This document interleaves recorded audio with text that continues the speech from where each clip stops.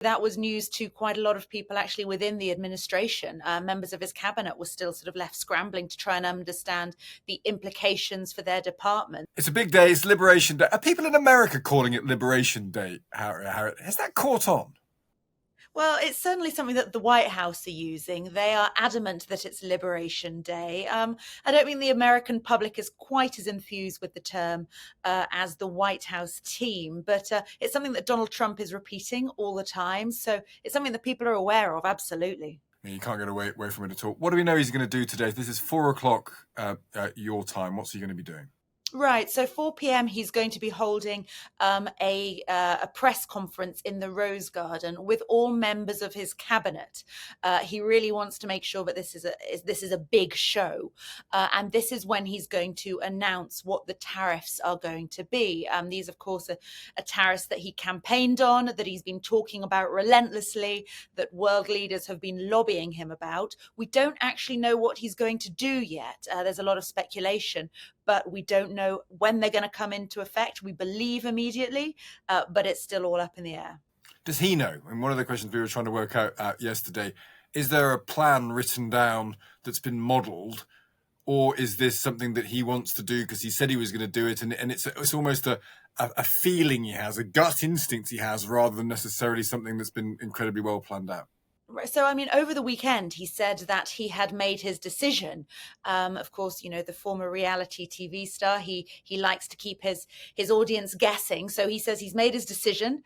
But apparently that was news to quite a lot of people actually within the administration. Members of his cabinet were still sort of left scrambling to try and understand the implications for their departments. And certainly there's an awful lot of politicians, senators and representatives who are going to be really interested to find out what these are and how they're going to impact their constituencies, their states, their districts, because it's potentially devastating for huge swathes of the American economy if, you know, he goes ahead with the most dramatic of what he suggested, which could be 20% on all imports.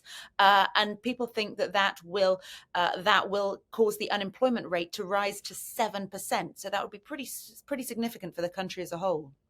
And does he have is it clear, is it accepted that he has the authority to do this? Because this is an executive power he's exercising from the White House. This is not something that's coming out of Congress. Is it accepted? Is it seen as the Hurricane Donald Trump can go wherever it wants to? Or are some people saying, well, hang on a second, are you sure you have the right to do this?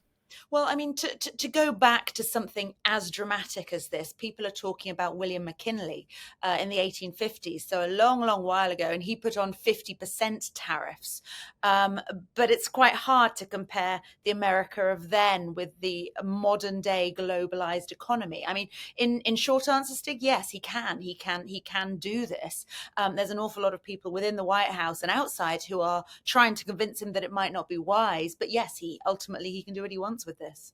Where are the Democrats on this? One of the things that strikes us, not living in America, but so this may be unfair, but you can tell us how fair it is that once they lose the election, they just disappear. The sense of an opposition, of a leader, of someone who gets time, who gets to talk to the American people, who gets to coalesce opposition, just doesn't seem to be. I don't know if there's anyone there at all.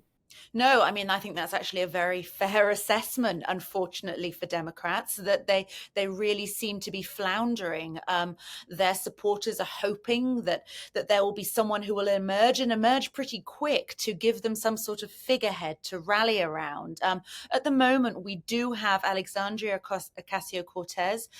She's the Democrat representing New York, and Senator Bernie Sanders, of course, the old warhorse from Vermont. The two of them are off on a tour around the country where they're speaking out against the oligarchy, and they're getting really large crowds. So, you know, of course, there's talk about AOC, as she's known, running for the presidency, but she's pretty far left for a lot of America. So it's really not sure whether she is someone who could really go for it. I mean, there's a few other names in the mix. There's certainly concern about Democrat leadership, particularly in the Senate, where you have Chuck Schumer. And there's talk that Alexandria Ocasio-Cortez might try and challenge him. So, you know, there's a lot of machinations. But yes, you're absolutely right. No clear figurehead. Is there any sense he might pull back here? Because we're assuming he's going to do this, and he kind of has. I mean, if he's announcing it at a press conference, it's all about the theatrics. He's not going to do something modest, having built it up this way. But the threat of interest rates going up, inflation.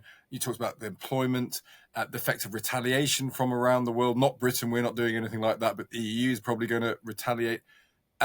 This feels like a very pivotal moment. If this goes wrong for Trump, he'll deny it's gone wrong. But is there any danger he might say something and then pull it back, or do you have any sense of that?